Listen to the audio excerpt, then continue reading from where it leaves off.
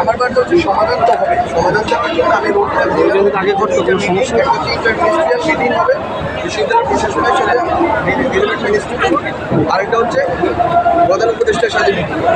এই relevant ministry এবং university, হ্যাঁ, এটা হইলে আমি মনে করি যে একটা এই রোড ম্যাপ অনুযায়ী চললে আশা করি একটা সমাধান হয়ে যাবে।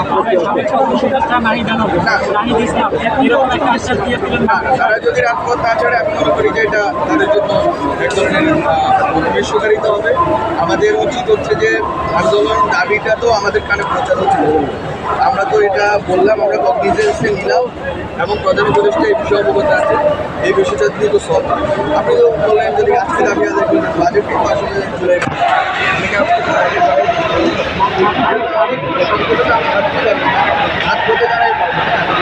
এটা আহ্বানটা হচ্ছে তারা যেন শান্তিতে তাদের ক্যাম্পাসে ফেরত দেন।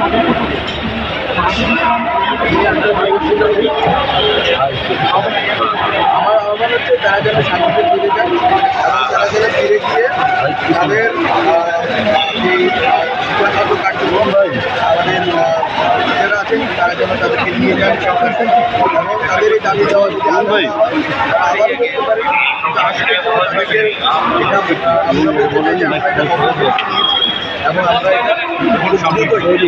এটা সমাধানের